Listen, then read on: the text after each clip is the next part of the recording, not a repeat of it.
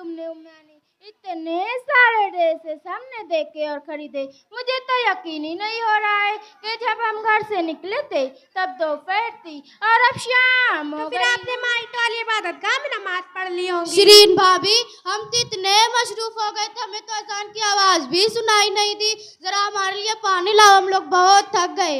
लेकिन कनीज, वहाँ की मस्जिद की अजान तो स्पीकर में होती है। अम्मी जान, आप लोग नमाज कैसे छोड़ देती है? वहाँ पढ़ लेना चाहिए था ना।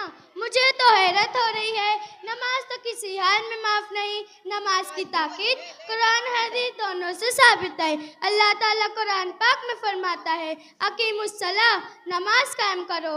हमारे नबी सल्लल्लाहु अलैहि वसल्लम का फरमान है, मिफ्ताहुल जन्नति सलात, जन्नत की कुंजी नमाज है। अस्सलातु इमादुद्दीन, नमाज दिन का सुतून है। कुर्रतु ऐनु फी सलात, नमाज मेरी आंखों की ठंडक है। अरे माँ, वो लखनवी सूट की दुकान पर जो ड्रेस हमने पसंद किया था, दुकानदार ने बात लेने के लिए तैयार ही नहीं था।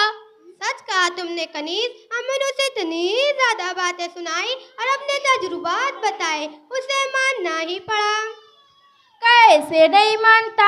हाय अल्लाह, मैं वारी जाऊँ मेरी बच्ची। सौदा तो बड़े घाटे का रहा, नमाज जो गवा दी। अरे यार, तुम तो ना बस कज़ा पढ़ लेंगे, नमाज कहाँ भागी जा रही है।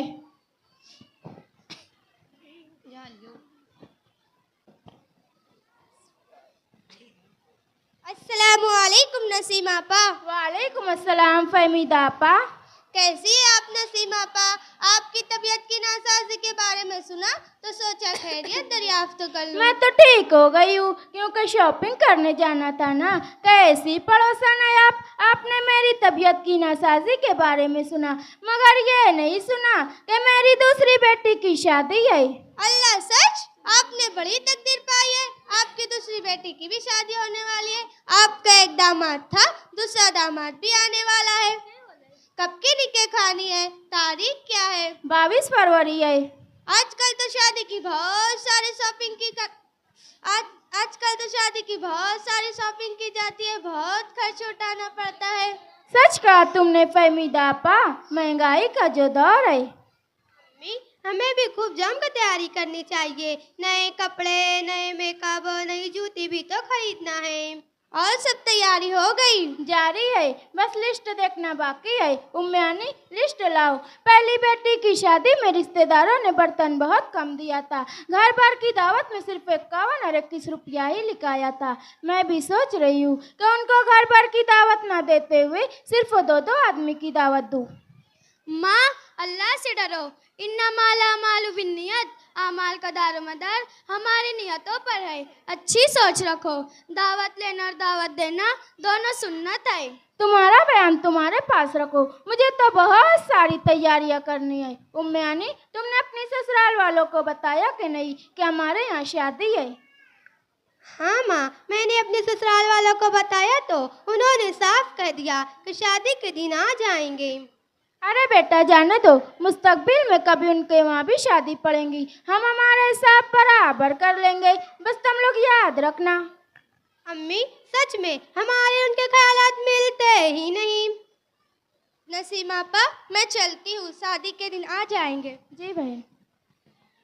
अम्मी जान, मैं आपसे कुछ कहना चाहती हूँ। हमें अल्लाह का तकवा इख्तियार करना है, उससे बचना है। दिखावा शैतान का हथियार है, हमें उससे डरना है। अम्मी, मुझे डर है इस चीज़ से कि हमारे घर शादी है, निकाह है, जो कि मेरे रसूल सल्लल्लाहु अलैहि वसल्लम की सुन्नत है। तो हमें अल्लाह को और अल्लाह के रसूल सल्लल्लाहु अलैहि वसल्लम ही को राज़ी करना है और अल्लाह से दुआ करना, या अल्लाह तू हमें इस रिया से बचाए। बेशक जज़ा और सज़ा का दारोमदार हमारी नियतों पर है। अल्लाह की खुशनुदी के लिए दिया गया अमल ही इनाम का मुस्तहिक होगा। लोगों को दिखाने वाला अमल ही रियाकारी है। उम्मी, दुल्हन तैयार हुई कि नहीं? जल्दी करो, टाइम बहुत कम है। देखते देखते शादी का दिन भी आ गया। हाँ माँ, तैयार हो गई, अभी लाती हूँ।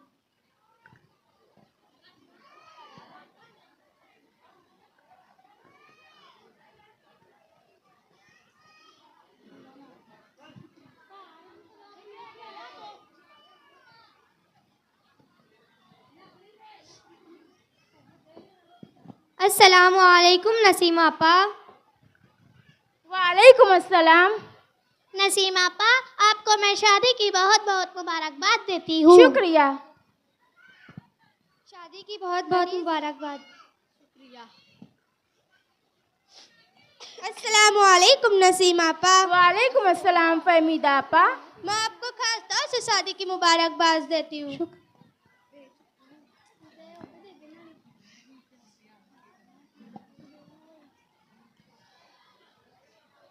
अस्सलामु अलैकुम नसीम आपा। वालेकुम अस्सलाम।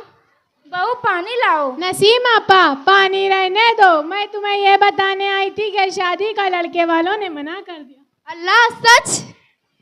हमने इतने सारे लोगों को जमा कर लिया, हमारी बेइज्जती हो गई। कौन है जिसको हमने नहीं बताया होगा कि हमारे यहाँ शादी है? अब हम किस मुंह से कहेंगे? काश हम रियाकारी ना की होती, काश हम तमाम मराइल में कामयाब होने की दुआ की होती, काश हम नमाज की पाबंदी की होती। काश मैं मेरी बच्ची की बात सुन ली होती। मुनव्वरा, तुम ठीक कह रही थी, मुझे अल्लाह से दुआ करना था और डरना। या रब, तू मुझे माफ़ कर दे। या रब, काश मैंने पहले से अपनी तवज्जो अल्लाह रब्बुल इज़्ज़त की इबादत में लगाई होती और अल्लाह सुब्हान ताला से खूब सारी दुआ की होती। अब मुझे समझ आया कि जिस काम में खुदा और इसके रसूल का नाम ना हो, वो काम हमेशा अधूरा और नामुकम्मल रहता है। और एक बात समझ आई कि दिखावा रियाकारी में नुकसान ही नुकसान है। सब कुछ करने वाला तो खुदा ही है, हमारे और तुम्हारे हाथ में क्या। फिर भी इस तरह ना उम्मीद नहीं होते। इस बार शादी का नहीं हुआ, दूसरी जगह शादी हो जाएंगी। अम्मी जान बैठिए। आज की दुनिया में हादिसात, मसाइब, बीमारियां, परेशानियां, सहर जिन्नात के असरात, कर्ज, बेरोजगारी, तंदुरुस्ती और डिप्रेशन की बहुत कसरत हो गई है। इसकी वजह तो ये है कि आज हम तरीके पर ज़िंदगी के हर शोबे और अपने हर काम में इस्लामी तालीमात को नज़रअंदाज कर रहे हैं। और वो तरीका ज़िंदगी जो हमारे आका हज़रत नबी करीम सल्लल्लाहु अलैहि वसल्लम ने हमें सिखाया है, इससे हमने बहुत फासला बना लिया। यही वजह है कि आज हम हर कदम कदम पर नाकामियाँ और मसाइब का शिकार हो रहे हैं। आइए खुलूस नियत के साथ हम सब मिलकर अल्लाह की बारगाह में तौबा करें और पढ़िए अस्तगफिरुल्लाह अस्तगफिरुल्लाह रब्बी रब्बी मिन मिन कुल्ली ज़म्बियु वातूब इलैहि। वातूब इलैहि। अम्मी, अल्लाह ताला गफूरुर रहीम है। अब आप हर खुलूस नियत के साथ और अपने हर काम में खुदा का नाम शामिल करें, इंशाअल्लाह आपको ज़रूर कामयाबी मिलेंगे। आखिर में अल्लाह तबारक ताला की बारगाह में दुआ है कि अल्लाह ताला हम सबको सुन्नत और शरीयत का पाबंद बनाए। आमीन। अस्सलामु अलैकुम व रहमतुल्लाहि व बरकातहू।